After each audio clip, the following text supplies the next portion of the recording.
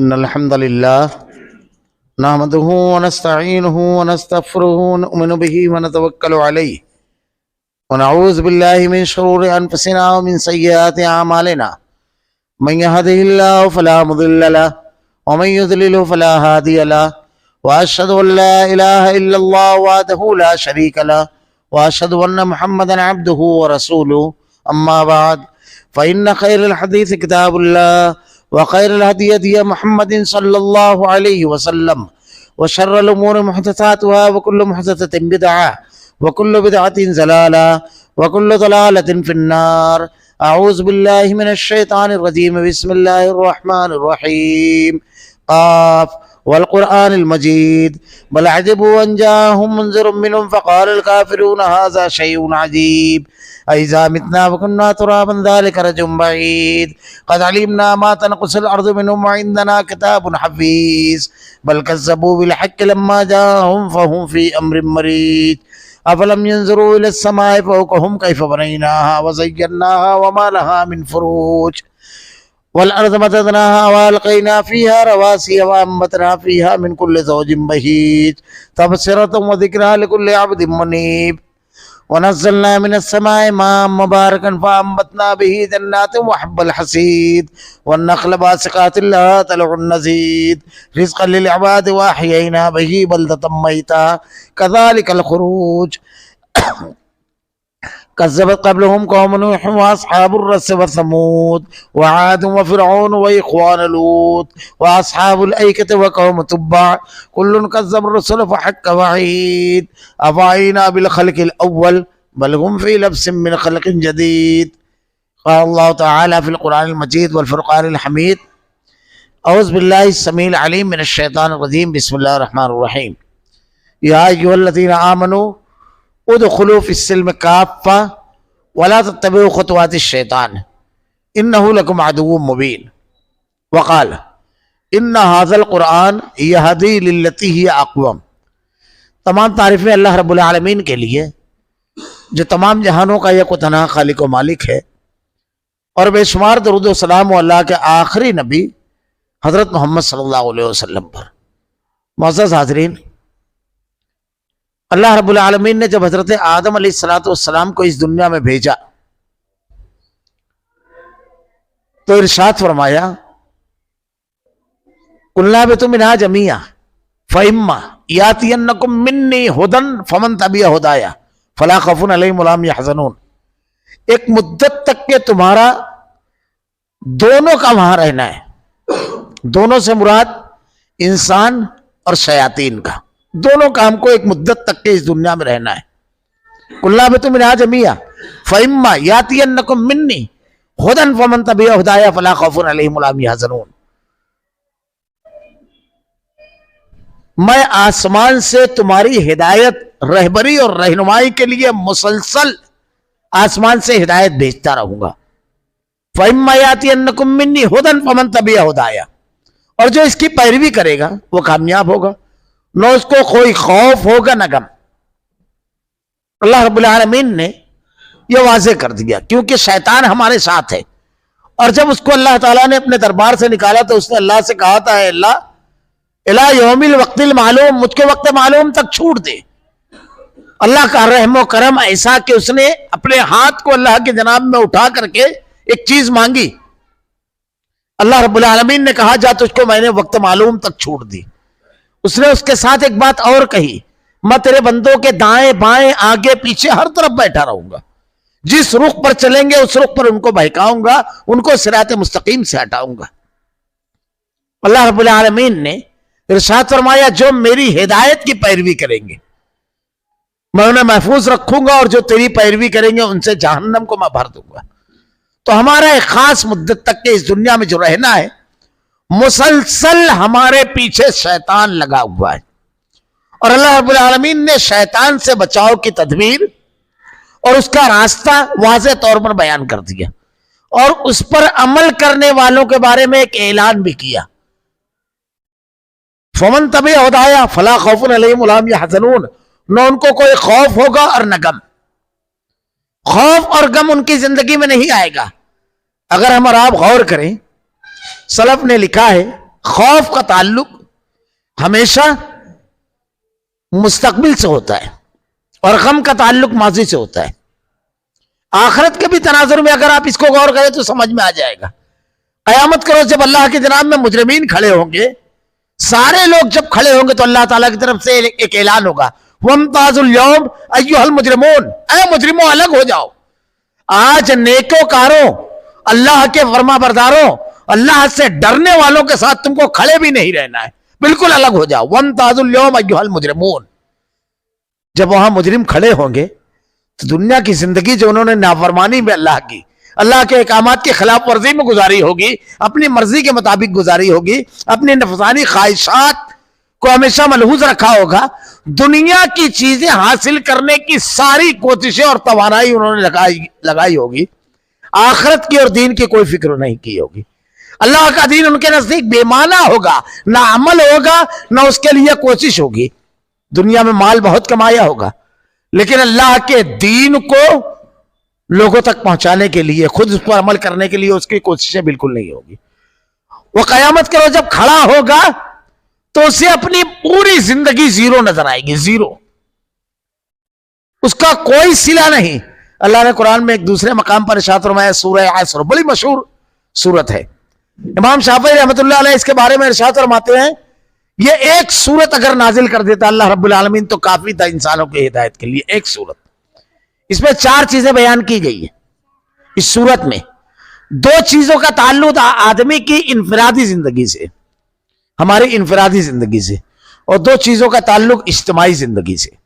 اللہ نے کہا والعصر, قسم ہے زمانے کی, ان الانسان لفی خسر, تمام انسان گھاٹے اور خسارے میں, دنیا کا ہر شخص. الا الذین آمنوا, کون لوگ گھاٹے اور خسارے سے بچ گئے؟ اللہ نے بتا دیا, جو لوگ ایمان لائے, ایمان لانے کے بعد وعملوا الصالحات, عمل صالح کیا. یہ آدمی کا انفرادی معاملہ. اور اس کے بعد وتواصوا بالحق, جنہوں نے تواصوا بالحق, حق کو دوسروں تک پہنچایا.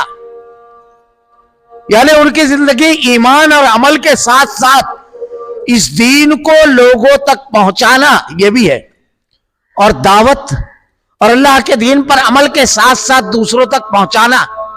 آدمی کا جتنا رینج ہے, آدمی کا جتنا اللہ رب العالمین نے اس کو کیپیسٹی جس کو ہم کہیں گے, جتنی صلاحیت دی ہے اتنی اس کی ذمہ داری ہے. ایک آدمی اگر گھریلو زندگی گزار رہا ہے اس کے ذمے ہیں. اللہ نے ارشاد فرمایا یا ایھا الذین آمنوا قوا انفسکم واہلیکم نارا, اے لوگوں اپنے اہل عیال کو جہنم کی آگ سے بچاؤ. وقودھا الناس والحجارہ, جس کا ایندھن انسان اور پتھر ہوں گے. ایک آدمی کی ذمہ داری ہے کہ وہ اپنی بیوی اور بچوں کو جہنم کی آگ سے بچائے, اس کی فکر کرے. آج معاف کیجیے گا, تقریر اور تحریر کی بات نہیں ہے, ہم خود اپنا محاسبہ کریں.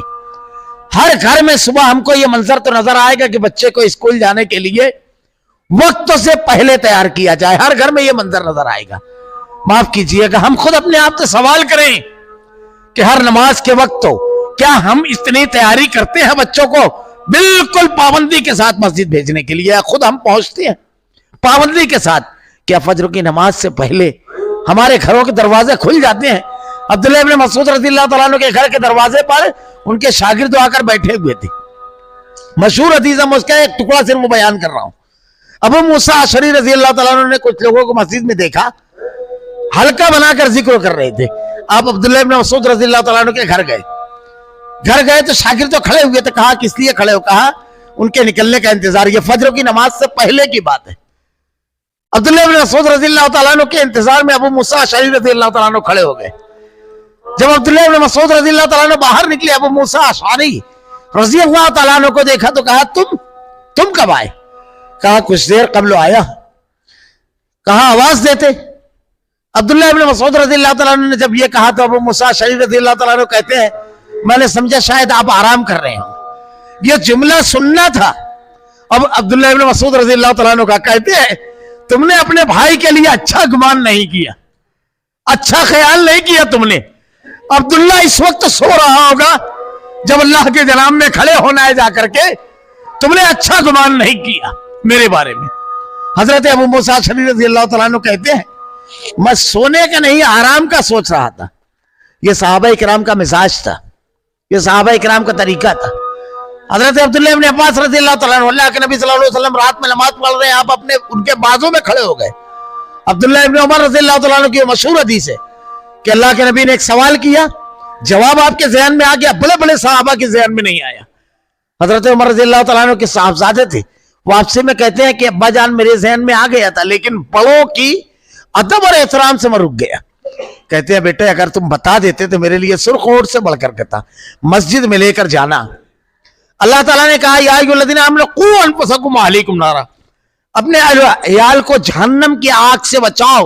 سب سے بڑی ذمہ داری ہے یہ ہماری کہ ہم اپنے اہل و عیال کو جہنم کی آگ سے بچائیں. جہنم کی آگ کیا ہے, اس کی ہولناکی کیا ہے, جہنم کس چیز کا نام ہے؟ صحابہ کرام کے سامنے جب جہنم کا تذکرہ ہوتا تو آنکھیں بھر جاتی. اللہ کے نبی صلی اللہ علیہ وسلم, قرآن کریم کی سورت نازل ہوئی, جہنم کا تذکرہ ہے, کہا اس سورت نے مجھ کو بوڑھا کر دیا. یہ حضرت عثمان ذو النورین 6 مرتبہ اللہ کے نبی نے ایک مقام پر کھڑے ہو کر جنتی ہونے کی بشارت دی. رو رہے ہیں. آپ کی اہلیہ نائلہ پوچھتی ہیں کس بات نے آنکھوں کو اشکبار کر دیا؟ کہا اللہ کے سامنے جواب دہی کے احساس, جہنم کے ہولناک عذاب نے. حضرت عمر رضی اللہ تعالیٰ عنہ کہتے ہیں کہ قیامت کے روز اللہ رب العالمین اگر کہے دنیا کے آدھے انسان جنت میں آدھے جہنم میں, ایک شخص ایسا ہے جس سے کوئی باس پرس اور سوال جواب نہیں کیا جائے گا, میں چاہوں گا کہ وہ میں رہوں. اللہ کے سامنے سوال جواب ہو, اور اگر ناکامی ہو گئی تو کیا ہوگا؟ یہ حضرت ابو بکر صدیق رضی اللہ تعالیٰ عنہ, وہ کہتے ہیں پرندوں کو دیکھ کر کے تم جہاں چاہو چرو چوگو اڑو, تمہارے لیے کوئی حساب نہیں ہے, کچھ نہیں ہے. جہنم کیا ہے؟ نقشہ جو اللہ نے کھینچا ہے, میں ہلکی سی ایک منظر نامہ صرف پیش کر کے بات آگے بڑھا دوں گا. اللہ رب العالمین ہم سب کو محفوظ رکھے. قیامت کے روز جب مجرمین کو کھڑا کیا جائے گا اور جہنم کے ہولناک عذاب کو دیکھیں گے تو کہیں گے کہ اللہ کیا ہم کو ایک موقع اور نہیں مل سکتا ہے واپس جانے کا, ایک موقع؟ اللہ رب العالمین ارشاد فرمائے گا نہیں. مجرمین کے بارے میں جب اللہ فیصلہ فرما دے گا کہ اب ان کو جہنم میں ڈال دیا جائے, قرآن نے اس کا منظر کھینچا ہے کہ مجرم ایسی صورت میں جب یہ حال ہوگا کہ اب یقینی عذاب ہے تو کہے گا من بنی وصاحبتی واخی وفصیلتی التی تووی. اللہ ارشاد فرماتا ہے اللہ ہر شخص کو اس منظر سے محفوظ رکھ رب العالمین.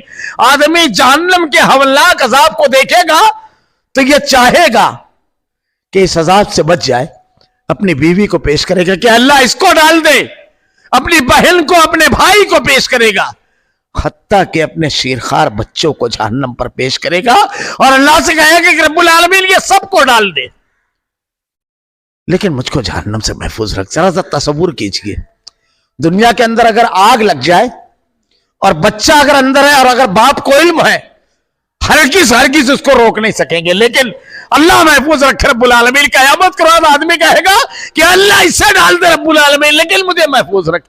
اس ہولناک عذاب کا نام ہے جہنم, اس ہولناک چیز کا نام ہے جہنم. اس کے بعد اللہ تعالیٰ نے جو نقشہ کھینچا ہے, اگلا جملہ جو آدمی کہے گا وَمَن فِي الْأَرْضِ جَمِيعًا ثُمَّ يُنْجِيهِ, اے اللہ پوری دنیا کو ڈال دے, اپنے بچپن کے دوستوں کو, اپنے بھائیوں کو, اپنے انتہائی قریبی عزیز اور رشتہ داروں کو کہے گا سب کو ڈال دے. وَمَن فِي الْأَرْضِ جَمِيعًا ثُمَّ يُنْجِيهِ کَلَّا, ہرگز نہیں, إِنَّهَا لَسَا نَزَّاعَةً لِلشَّوَىٰ, یہ آگ ہے جو تمہاری چمڑیوں کو اتار دے گی. اللہ نے کہا یا ایھا الذین آمنوا, ایمان والو, قوا انفسکم واہلیکم نارا, اپنے اہل و عیال کو جہنم کی آگ سے بچاؤ. بڑی اہم چیز ہے, ہر شخص کی یہ ذمہ داری ہے, اللہ نے یہ دیا ہے ہمیں اپنے اولاد کی اور اپنے بیوی بچوں کو فکر کرنا, انہیں جہنم کی آگ سے بچانا. تصور کیجئے غیر کا بچہ اگر جا رہا ہو اور کسی نے جلتا ہوا سگریٹ پھینک دیا ہو روڈ پر, اور اگر آپ وہ ننگے پیر ہیں اور آپ کو لگتا ہے کہ 2 قدم کے بعد وہ اس پر پیر رکھ دے گا, اگر آپ اس کے بالکل قریب بیٹھے ہوئے تو کیا اس کو جانے دیں گے؟ آپ کا بچہ نہیں ہے, کیا کریں گے آپ؟ ہم کیا کریں گے؟ اس کا پیر اگر اس کے اوپر جانے لگے تو لپک کر اسے اٹھا لیں گے. صرف اس سے کیا ہوگا؟ معمولی چٹکا لگے گا، معمولی سے جلے، پورا جہنم کی ہولناک عذاب میں جائے. کتنی فکر کرنا چاہیے ہم کو اپنی اولاد سے. شروع یہیں سے ہوتا ہے. اپنے محاسبہ کے بعد اللہ تعالیٰ نے قرآن کریم میں کامیاب لوگوں کی صفت بیان کی ہے. کامیاب لوگوں کی اللہ تعالیٰ نے تذکرہ کیا ہے. انتہائی کامیاب لوگ. انتہائی کامیاب کون ہے؟ انتہائی کامیاب وہ جو ہر وقت اللہ کی فرمانبرداری کرتے ہیں، جن کا تذکرہ اللہ نے کیا ہے. تتجافا جنوبهم عن المضاجع يدعون ربهم خوفا وطمعا، جو راتوں کو اپنی پیٹھ کو بستروں سے الگ رکھتے ہیں اور اللہ کے جناب میں کھڑے ہوتے ہیں جہنم کے ہولناک عذاب کے خوف سے اور جنت کے لالچ سے. تتجافا جنوبهم عن المضاجع يدعون ربهم خوفا وطمعا ومما رزقناهم ينفقون فلا تعلم نفس ما اخفي لهم من قرة اعين. اللہ نے ان کے لیے ایسی جنت تیار کر رکھی ہے جس کو کسی آنکھ نے نہیں دیکھا. یہ ان لوگوں کا ہے. مجرمین کا بھی تذکرہ ہے، لیکن کچھ لوگوں کا تذکرہ اللہ رب العالمین نے کیسے کیا؟ وآخرون اعترفوا بذنوبہم خلطوا عملا صالحا وآخر سیئا عسى الله ان يتوب علیہم ان اللہ غفور رحیم. کچھ لوگ ایسے ہیں جنہوں نے ملے جلے عمل کیے، ملے جلے عمل کیے، ان سے گناہ بھی ہوا، ان سے نیکیاں بھی ہوئی. اس آیت کے تناظر میں یہ سورہ توبہ کی آیت ہے. کیلانی صاحب نے روایت نقل کی ہے ایک واقعہ کہ ایک صحابی عنب بن قیس، یہ جب قرآن پڑھ رہے تھے اچانک سورہ انبیاء کی ایک آیت کی تلاوت کی انہوں نے. اللہ تعالیٰ کہتا ہے وَأَنزَلْنَا إِلَيْكُمْ كِتَابًا فِيهِ ذِكْرُكُمْ أَفَلَا تَعْقِلُونَ. یہ جو کتاب ہم نے نازل کیا قرآن، وَأَنزَلْنَا إِلَيْكُمْ كِتَابًا فِيهِ ذِكْرُكُمْ، اس میں تمہارا ذکر ہے. فِيهِ ذِكْرُكُمْ، تمہارا ذکر ہے، تمہاری خبر ہے. کیا تم غور نہیں کرتے، عقل نہیں رکھتے؟ حضرت حنف کو ایسے کہتے ہیں کہ میرا ذکر کس طرح ہے؟ اگر آج ہم اس آیت کو تلاوت کریں گے تو اس کا مطلب یہ کہ ہمارا ذکر ہے، اس میں اللہ کے کلام میں ہمارا ذکر ہے. وہ کہتے ہیں اپنے غلام سے قرآن لاؤ میں ذرا دیکھوں مجھ کو اللہ نے کیا میرا ذکر کہاں کیا، میں دیکھوں قرآن کو. جب قرآن منگایا پڑھنا شروع کیا تو آیتیں کھولنا شروع کی تو اللہ کے نیک بندوں کا تذکرہ، جو ابھی میں نے آیت پڑھی کہ اللہ کے بندے ایسے ہیں جو راتوں کو اللہ کے جناب میں کھڑے ہوتے ہیں، خوب نیکیاں کرتے ہیں، روتے ہیں، اپنے گناہوں کا اعتراف کرتے ہیں، اللہ سے توبہ اور استغفار کرتے ہیں. کہا اللہ یہ میں نہیں ہوں. وہ ہیں جن کے مال اور وقت میں اللہ کا حق ہے اور اللہ کے راستے میں خرچ کرتے ہیں اور اللہ کے لیے روزہ رکھتے ہیں، نمازیں پڑھتے ہیں. کہا عنب بن قیس یہ بھی میں نہیں ہوں. یہ ہیں جو اپنا جان و مال سب اللہ کے لیے قربان کر دیتے ہیں. عنب بن قیس بڑے حقیقت پسند تھے. ہر آیت کو پڑھتے ہیں جب متقی حضرات کی تو کہتے ہیں یا اللہ یہ میرا تذکرہ نہیں ہے رب العالمین، یہ میں نہیں ہوں، اللہ میں کہاں ہوں. پھر قرآن پڑھنا شروع کیا. قرآن پڑھتے پڑھتے پہنچتے ہیں اس آیت پر کہ اللہ کے کچھ بندے ایسے ہیں کہ کلام کے اللہ کے کلام کی آیتیں سنتے اور ٹھٹا اڑاتے ہیں، مذاق. کہا استغفر اللہ، اللہ بھائی یہ نہیں ہوں، میں نے مذاق نہیں اڑایا. کچھ بندے ایسے ہیں جن کے سامنے تیرے کلام کی آیتیں تلاوت کی جاتی ہے اور وہ سر گھما کر چلے جاتے ہیں، عمل نہیں کرتے ہیں. کہا اللہ یہ میں نہیں. پڑھتے پڑھتے جب اس آیت پر پہنچے وَآخَرُونَ اعْتَرَفُوا بِذُنُوبِهِمْ خَلَطُوا عَمَلًا صَالِحًا، اللہ کے کچھ بندے ایسے ہیں جنہوں نے گناہ بھی کیا، غلطی بھی کی اور نیکیاں بھی کی اور وہ توبہ کرتے اور اللہ رب العالمین بڑا معاف کرنے والا ہے، بڑا غفور رحیم. رونے لگے، انتہائی حقیقت پسند تھی.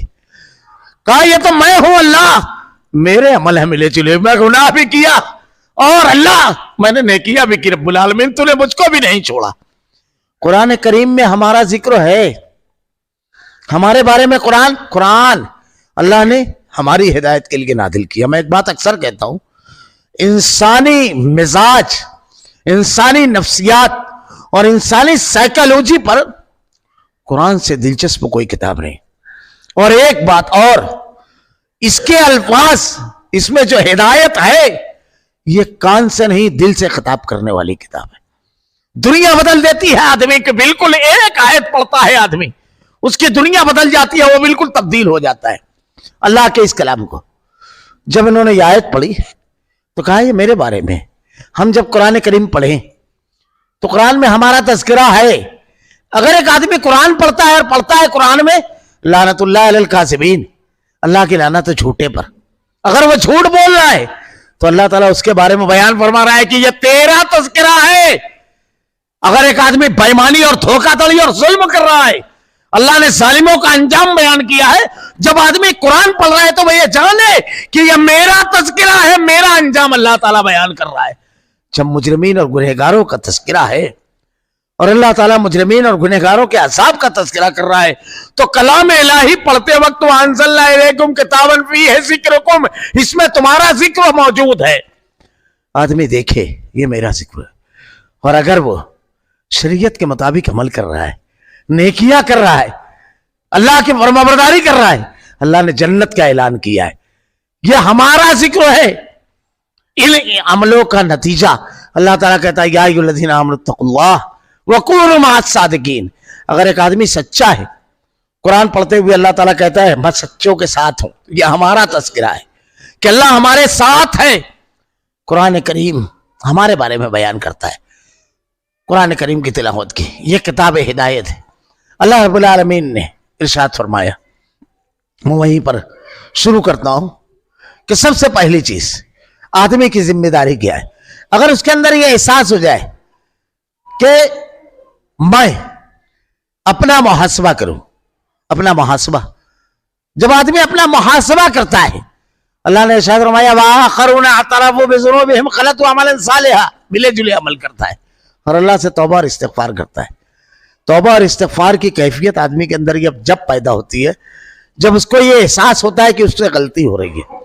ہم اپنی ذات سے صرف یہ سوچیں, اللہ کے نبی صلی اللہ علیہ وسلم کی اس مشہور حدیث کو یاد کریں. اللہ کے نبی نے کہا 5 سوالوں کا جواب دیے بنا کوئی شخص ایک قدم آگے نہیں بڑھا سکے گا قیامت کو. 5 سوالوں کا. پہلا سوال, عمر کہاں لگائی؟ ہم اپنی پوری عمر کو دیکھیں, ہمارے 24 گھنٹے کا صرف محاسبہ کریں. ہمارا 24 گھنٹہ ہمارے لیے کتنا, ہمارے اہل و عیال کے لیے کتنا, ہمارے دوست و احباب کے لیے کتنا, ہمارے رشتہ داروں کے لیے کتنا, ہمارے گلی محلوں کے لیے کتنا, ہمارے اپنے آرام کے لیے کتنا, رب کے لیے کتنا, رب کے دین کے لیے کتنا. ہم خود موازنہ کریں. ہمارا مال, ہر چیز کا آدمی موازنہ کرے. 24 گھنٹے میں 5 وقتوں کی نمازیں ہم نے ادا کر لی, اس کی ادائیگی فرض ہے. اس کے ساتھ ساتھ ہماری کیا ذمہ داری ہے؟ ہمارے بیوی اور بچوں کے لیے ہماری ذمہ داری ہے. اللہ نے ہم کو نگراں بنایا ہے, ذمہ دار بنایا ہے. کلکم راعٍ وکلکم مسئول عن رعیتہ, ہر شخص سے اس کے متعلق ان کے بارے میں پوچھا جائے گا. دوستو احباب کی مجلس میں ملاقات کے لیے جانا یہ ہمارے لیے ضروری ہے, لیکن کسی کو اللہ کے دین کی طرف بلانا, اللہ کے دین کی دعوت دینا, اللہ کے دین کی طرف راغب کرنا, دینی مجلسوں میں شرکت کرنا, بازوں میں کوئی تقریب ہے, میت ہے, کوئی معاملہ ہے, سماجی تعلقات کو ہم نبھاتے ہیں, لیکن اس معاملے میں دوسروں کے لیے نہیں, خود ہم اپنا محاسبہ کریں. خود میں نے خطبہ مسنت بات قرآن کریم کی جو آیت تلاوت کی, یا ایھا الذین آمنوا ادخلوا فی السلم کافہ, پورے اسلام میں داخل ہو جاؤ. ایمان والو پورے مومن ہو جاؤ. اللہ ہم سے پوچھے گا عمر کہاں لگائی, ہم اپنی عمر کا کیا حساب دیں گے؟ اللہ تعالیٰ سوال کرے گا مال کہاں سے کمایا. مومن کے لیے یہ چیز اہمیت کی حامل نہیں ہے کہ اس کے سامنے رکھی ہوئی پلیٹ میں کھانا کتنا زبردست اور ذائقے دار ہے. مومن کے نزدیک اہم چیز یہ ہے کہ وہ حلال ہے یا نہیں. اس کا گھر کتنا عالیشان ہے اور اس کے کپڑے اور اس کی گاڑیاں یہ اہم نہیں ہے, وہ حلال ہے یہ اہم چیز. کہاں سے کمایا اللہ پوچھے گا, ایک ایک پیسے کا حساب لے گا. اور اس کے ساتھ ساتھ اللہ تعالیٰ یہ بھی پوچھے گا کہاں خرچ کیا. ہم سوچتے چلے جائیں, یہ 5 سوالوں کا جواب دیے بنا ابن آدم میں کوئی ایک قدم آگے نہ بڑھ سکے گا. ہم خود اپنا محاسبہ کریں. صحابہ کرام رات کو جب بستر پر لیٹتے دن بھر کا محاسبہ کرتے. ہم اپنی زندگی کا محاسبہ کریں کہ اللہ کے جناب میں اگر ہم کھڑے ہیں تو اللہ رب العالمین ہم سے سوال کرے گا, ہم کس طرح جواب دیں گے, کہاں خرچ کرتے ہیں. اگر بات کی جائے ہم اپنی ذات پر, اپنے اہل و عیال, اپنی بیوی بچوں پر یہ حق ہے. بہترین صدقہ یہ ہے کہ آدمی اپنے اہل و عیال پر خرچ کرے. آج ہر شخص موبائل رکھتا ہے. میں سمجھتا ہوں کہ اگر کسی آدمی کا موبائل گم ہو جائے یا کھو جائے یا اس کے پاس نہ رہے تو وہ اپنے آپ کو ادھورا محسوس کرتا ہے, بے چین رہتا ہے, کیونکہ حالات ایسے ہو گئے کہ اس کے بغیر چلتا نہیں آدمی کا. کوئی شخص ایسا نہیں ہے جو اس کو ریچارج نہ کرواتا ہو. اور اب تو 2 کارڈ 3 کارڈ کا بالکل عام سا مزاج بنا ہوا ہے. مہینے کا ہم کتنا خرچ کرتے ہیں اس کے اوپر, خود کی بات کرنے کے لیے, خود کو لوگوں سے رابطے میں رکھنے کے لیے, کانٹیکٹ میں رہنے کے لیے. بنا ریچارج ہمارے نہیں چلتا ہے, کیونکہ اب تو بند بھی ہو جا رہا ہے. بنا ریچارج, معاف کیجئے گا, ہم رب کے کانٹیکٹ میں رہتے ہیں اور کتنا ریچارج مارتے رہتے ہیں. سنیے, اللہ کے نبی صلی اللہ علیہ وسلم نے اللہ کے راستے میں کتنا خرچ کرتے ہیں. دوسروں سے سوال نہیں ہے یہ ہم اپنی ذات سے سوال. اللہ پوچھے گا کہاں سے کمایا, کہاں خرچ کیا. ایک موبائل کا خرچ صرف ہمارے سامنے, ایک, بس ایک. یہ معمولی چیزیں نہیں ہیں. کیا جواب دیں گے ہم اللہ رب العالمین کی جناب میں؟ ایک آدمی سوچے, غور کرے. ہر شخص کچھ نہ کچھ خرچ کرتا ہے. اللہ کے نبی صلی اللہ علیہ وسلم کی حدیث ہے, مال کی کمی آدمی ہمیشہ سوچتا رہتا ہے. مال کم, زیادہ سے زیادہ مال ہو. اللہ کے نبی نے ارشاد فرمایا انسان مال کے لیے اتنا حریص ہے کہ قبر کی مٹی ہی صرف اس کی ہوس پوری کرے گی. لیکن اللہ کے نبی نے ارشاد فرمایا صبح جب آدمی سو کر کے اٹھتا ہے, نماز وغیرہ سے فراغت پا کے کچھ ذکر و اذکار کرنے کے بعد سب سے پہلا کام کیا کرنا چاہیے؟ کچھ نہ کچھ مال اللہ کے راستے میں نکال دینا چاہیے. آدمی کی جتنی طاقت ہو, 2 روپیہ 5 روپیہ 10 روپیہ 20 روپیہ 100 روپیہ 200 جو ہے, کیا فائدہ ہے اس کا؟ اللہ کے نبی صلی اللہ علیہ وسلم نے ارشاد فرمایا کہ ایک فرشتہ کہتا ہے اے اللہ تیرے راستے میں دینے والے کے مال کو بڑھا. ہم کہتے ہیں لوگوں سے, نیک لوگوں سے جا کر کہتے ہیں حضرت دعا کیجئے ذرا کاروبار اچھا چلے, برکت ہو. کہنا چاہیے نیک لوگوں کو, ہے حدیث. لیکن فرشتے تو کبھی غلطی نہیں کرتے. فرشتہ دعا کرتا ہے, صبح فرشتے کی دعا کتنا پیسہ ہے, ایک ڈبہ ایک طرف رکھ دیجئے, بس اس میں ڈال دیجئے. جو ضرورت مند آپ کے قریبی رشتہ دار میں جہاں آپ کو لگتا ہے وہاں. اللہ کے نبی نے ارشاد فرمایا ایک فرشتہ دعا کرتا ہے کہ اللہ تیرے راستے میں دینے والے کے مال کو بڑھا, اور جس نے اپنے ہاتھ کو روک لیا اللہ اس سے روک لے. اللہ صدقے کے کتنے فائدے ہیں, اگر تفصیل میں میں جاؤں صدقے کے فائدے. اللہ کے نبی نے ارشاد فرمایا اپنی بیماریوں کا علاج صدقے سے کرو. مصیبتیں راستہ بدل دیتی, اللہ تعالیٰ صدقے کے ذریعے سے مصیبتوں کو دور کرتا ہے. حادثات سے آدمی کی حفاظت ہوتی ہے. اللہ تعالیٰ نے ارشاد فرمایا مثل الذین ينفقون اموالهم فی سبیل اللہ کمثل حبۃ انبتت 7 سنابل فی کل سنبلۃ 100 حبہ. مال کو اللہ تعالیٰ 700 گنا تک بڑھاتا ہے. صدقہ اللہ کے راستے میں اگر آدمی دے تو مال کو 700 گنا تک کے بڑھاتا ہے رب العالمین. قبر میں جب عذاب پیر کی طرف سے آئے گا تو مسجد کی طرف چل کر جانا اس عذاب کو روکے گا. جب سر کی طرف سے آئے گا تو سورہ ملک سوتے وقت اس کی تلاوت کرنا چاہیے. اور آج تک بہت آسان ہے, اب ہر کسی کے ہاتھ میں موبائل ہے. بستر پر آدمی لیٹے 30 آیتوں کی چھوٹی سی سورت ہے. اللہ کے نبی نے ارشاد فرمایا قیامت کے روز یہ اپنے پڑھنے والے کے لیے اللہ کی جناب میں گزارش کرے گی کہ رب العالمین اس کو بخش دے. قبر میں جب عذاب سر کی طرف سے آئے گا سورہ ملک کی تلاوت روکے گی, اور جب سامنے سے عذاب آئے گا تو صدقہ آڑ بن جائے گا, روک دے گا. اللہ کے نبی نے ارشاد فرمایا اللہ کے راستے میں صدقہ کرو, چاہے ایک کھجور. صحابہ کرام نے جب صدقے کے فضائل سنے, صدقے کے بارے میں جب آیتیں اور حدیثیں سنی تو روایت دیکھیے غزوہ تبوک کے موقع پر اللہ کے نبی صلی اللہ علیہ وسلم نے کہا لوگوں اللہ کے راستے میں مال دو. یہ حضرت عثمان ذو النورین رضی اللہ تعالیٰ عنہ ہے. 25 کلو چاندی, 6.25 کلو سونا, 900 اونٹ, 100 گھوڑے, پورے ساز و سامان کے ساتھ اللہ کے نبی کی جناب میں حاضر کیا. اللہ کے نبی کہتے ہیں بس عثمان بس. یہ حضرت عبد الرحمن بن عوف رضی اللہ تعالیٰ عنہ, انہوں نے بھی 6.25 کلو سونا اور 25 کلو چاندی اللہ کے راستے میں تھی. یہ حضرت طلحہ ہیں. 1300 ٹن کھجوریں بالکل ڈھکار لگا ہوا تھا. کہا اللہ کے رسول سب اللہ کے راستے میں. یہ حضرت عبداللہ ابن عباس رضی اللہ تعالیٰ عنہ بڑے اونچے قد و قامت کے تھے, بڑے طاقتور. مال جب اٹھا کر لائے تو لا نہیں پا رہے تھے, بوجھ ان کو عاجز کیے ہوئے تھا. یہ ابو بکر صدیق رضی اللہ تعالیٰ عنہ اسی قدمے پر اللہ کے نبی نے جب کہا سب لے کر آ گئے.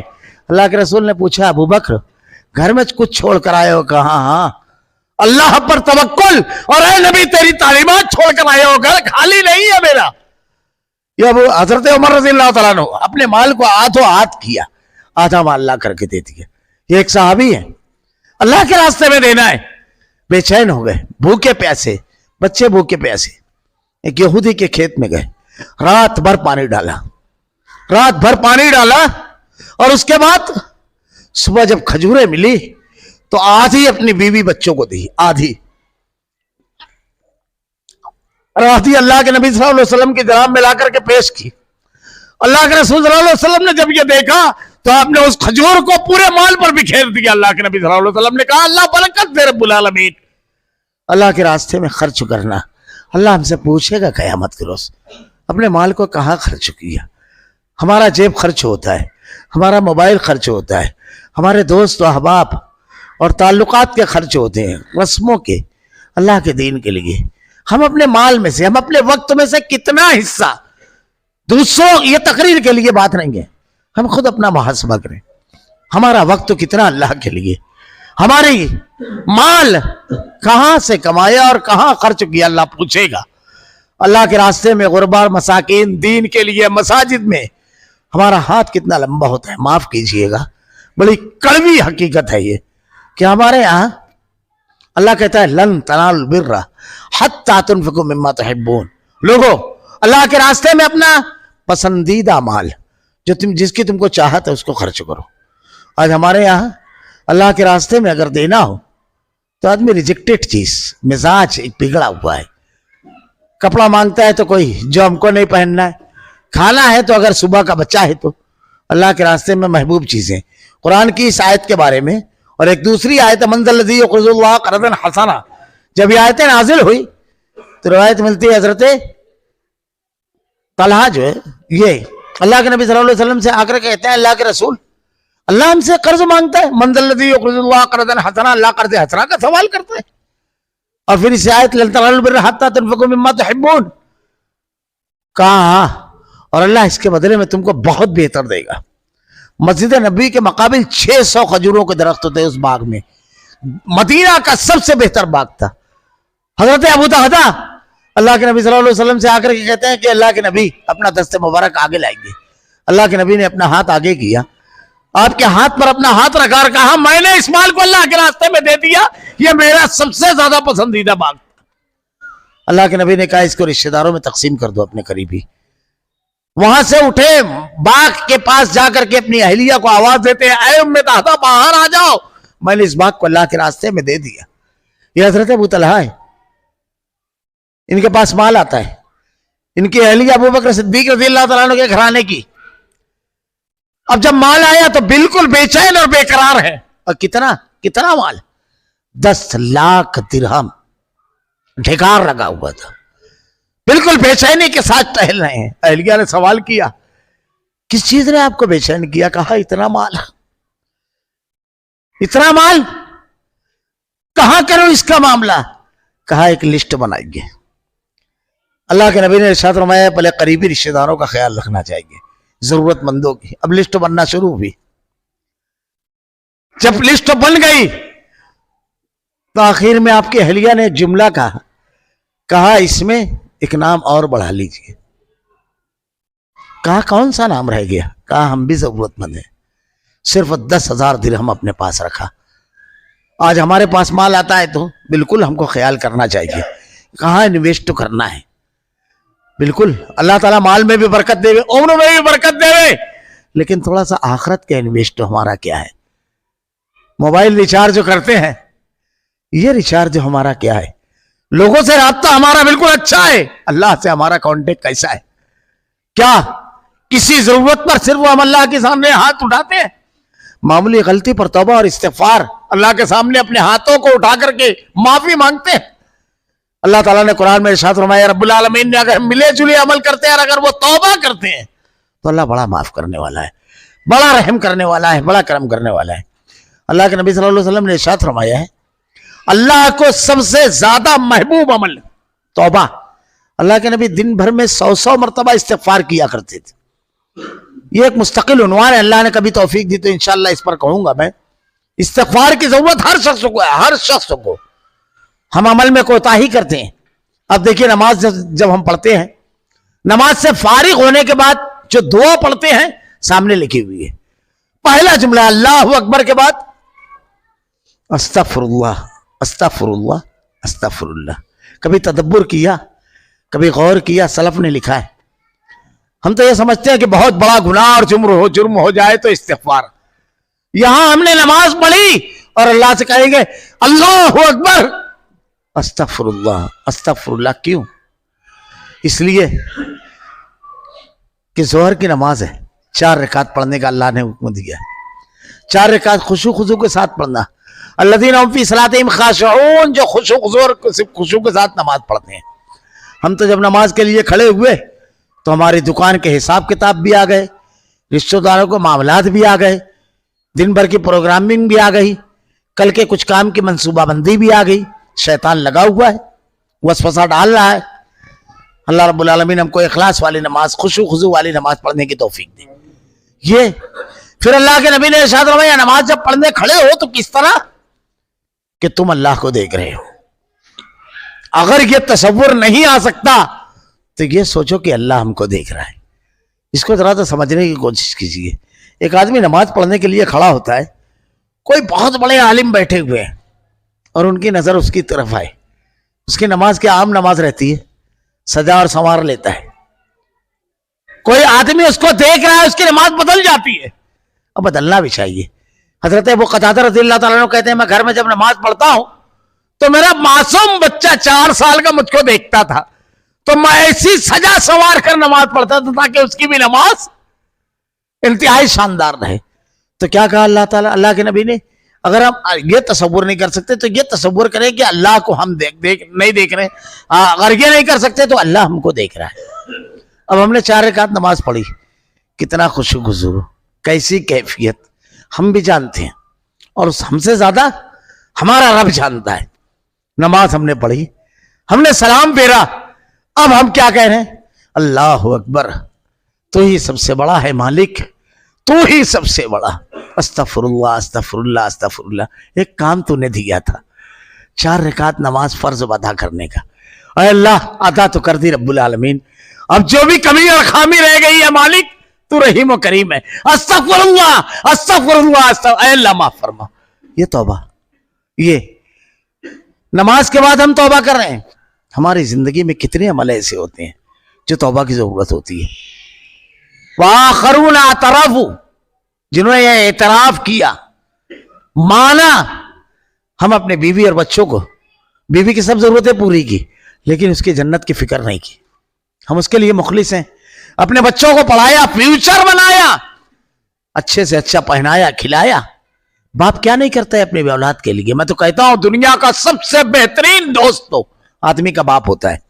سب سے مخلص, چٹان کی طرح کھڑا ہو جاتا ہے ہر طوفان کے مقابل. آپ یہ واقعات سنتے ہوں گے, بچہ بیمار ہے, ڈاکٹر کے یہاں لے کر گیا, باپ کہتا ہے اپنے آپ کو بیچ دوں گا ڈاکٹر صاحب لیکن اس کو بچنا چاہیے. وہ باپ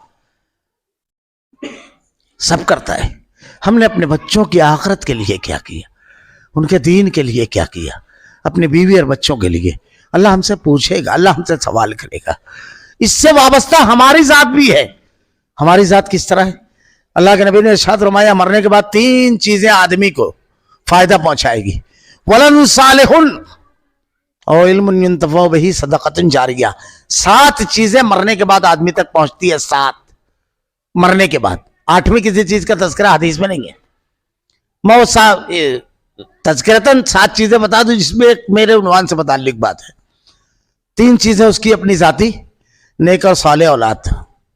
صدقہ جاریہ, اس نے مسجد بنا دی, مدرسہ بنا دیا, یا آج کے دور میں بورنگ کھدوا دی, جب تک لوگ اس سے پانی پیتے رہیں گے اس کو فائدہ ملتا رہے گا. اور علم ينتفع به, نفع دینے والا علم.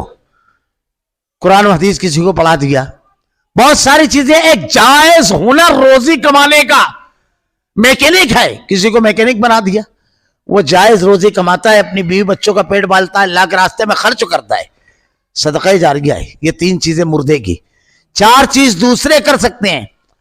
اس کی اپنی اولاد, اگر اس کے اوپر کچھ روزے باقی ہیں تو رکھ سکتی ہے, اولاد اس کی اپنی. ترمذی, نسائی, ابن ماجہ, ابو داؤد, مسند احمد, تمام حدیث کی کتابوں میں روایتیں موجود ہیں. اپنا حج کرنے کے بعد ان کی طرف سے حج بدل کر سکتی ہے اگر حج فرض ہوئے تو. اور یہ ہوئی کل 3 اور 2 5 چیزیں. چھٹی چیز اس میں جو ہے, اس کی اپنی اولاد ان کی طرف سے صدقہ کر سکتی ہے. جابر بن عبداللہ رضی اللہ تعالیٰ عنہ نے اپنی والدہ کے بارے میں سوال کیا. اور 7ویں چیز, اس کے لیے دعائے مغفرت ہر کسی کو کرنا چاہیے. اللہ کے نبی نے کہا کہ اللہ کا کوئی بندہ یا بندی اللہ کے جناب میں پہنچ جاتا ہے, اللہ اس سے پوچھتا ہے, اللہ رب العالمین کے جناب میں پہنچ جاتا ہے, وہ عمل کا سلسلہ ختم ہو جاتا ہے, اللہ رب العالمین اس کے درجے کو بلند کرتا ہے. بندہ یا بندی اللہ سے سوال کرتا ہے, اللہ میرے عمل کا سلسلہ ختم, پھر کس بنیاد پر میرے درجے کو بلند کیا؟ اللہ ارشاد فرماتا ہے میرے فلاں بندے یا بندی نے تیرے لیے دعا کی. ایک روایت کے الفاظ ہے تیرے بیٹے یا بیٹی نے. اسی لیے ہمیشہ جتنے زندہ مردہ بھائی ہیں مرحومین, دعا میں کبھی, اچھا ہم اگر دعا مانگتے ہیں تو فرشتہ ہمارے لیے دعا مانگتا ہے, تو مغفرت کی دعا کر سکتے ہیں. تو ولد صالح, نیک اور صالح اولاد اگر رہے گی, جو بھی نیکی کرے گی اس کا اجر اور صلہ ہم کو ملے گا. وہ نماز پڑھیں گے ہم کو فائدہ ملے گا, وہ نیکی کریں گے ہر ہماری آخرت کے لیے ذخیرہ ہوگا, ورنہ دنیا کے اندر اس کی تو آخرت اور دین تباہ ہوگا, لیکن ہمارے لیے بھی کوئی مفید نہیں ہوگا. ایک آدمی اپنا ہی گھاٹا اور نقصان کرتا ہے. ہم خود اپنا محاسبہ کریں. ہم دنیا میں اپنے آپ کو کمپلیٹ بتاتے ہیں, لیکن دینی نقطۂ نظر سے صرف وہ گھر میں کمپلیٹ ہے. واقعی ہم مخلص ہیں اپنی بیوی اور بچوں کے لیے, ہم بیوی سے محبت کرتے ہیں, ہم بچوں سے محبت کرتے ہیں, تو ہم انہیں جنتی بنائیں. اللہ تعالیٰ نے قرآن کے اندر ارشاد فرمایا ہے, سورہ مومن پڑھیے, اللہ تعالیٰ خاندانوں کو ملا دے گا جنت کے اندر. اور جنت کیا ہے, جنت اللہ کی کیسی نعمت ہے, مستقل ایک خطبہ دینا چاہیے اس پر. جنت کیا ہے, اس کی وسعت کے بارے میں. آخری جنتی, میں 2 منٹ اور لوں گا, میں معافی چاہتا ہوں. آخری جنتی کو اللہ جو جنت دے گا, پوری روایت تفصیل سے پڑھیے, سنیے. جب اللہ تعالیٰ کہے گا اسے, لمبی روایت ہے کہ وہ پہلے کہے گا کہ اللہ صرف جہنم کے باہر کر دے, کچھ نہیں مانگوں گا. پھر اس کے بعد کہے گا کہ اللہ اسی میں تو تھا, اتنے دن ادھر سے منہ پھیر تھے, اب کچھ نہیں, پکا وعدہ. پھر اللہ تعالیٰ سے کہے گا رب العالمین وہ جنت ذرا ذرا دکھائی دے, اس کے بعد کچھ نہیں.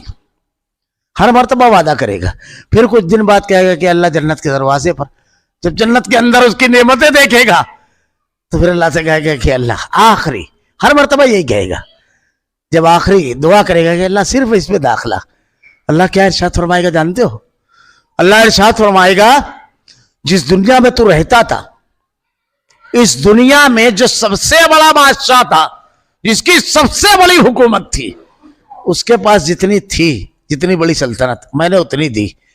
کہے گا اللہ بادشاہ ہو کر کے مذاق کرتا ہے رب العالمین, اللہ کہے گا اس سے 10 گنا جنت.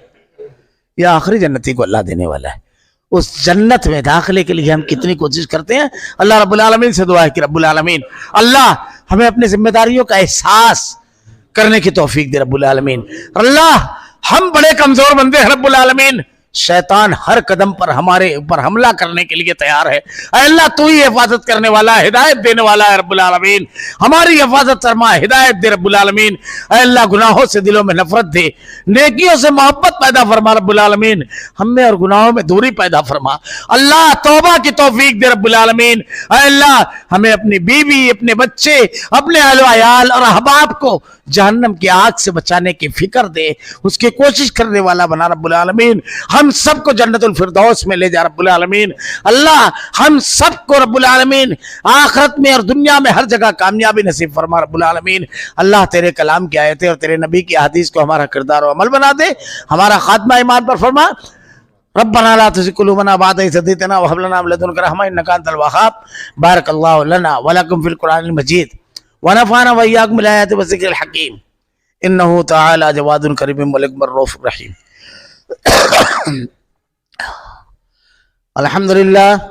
الحمد لله نحمده ونستعينه ونستغفره ونؤمن به ونتوكل عليه ونعوذ بالله من شرور انفسنا ومن سيئات اعمالنا من يهده الله فلا مضل له ومن يضلل فلا هادي له واشهد ان لا اله الا الله وحده لا شريك له واشهد ان محمدا عبده ورسوله اما بعد اعوذ بالله من الشيطان الرجيم بسم الله الرحمن الرحيم ان الله يأمر بالعدل والاحسان وايتاء ذي القربى وينهى عن الفحشاء والمنكر والبغي يعظكم لعلكم تذكرون اذكروا الله يذكركم وادعوه يستجب لكم لذكر الله تعالى اجل واتم وهم اكبر.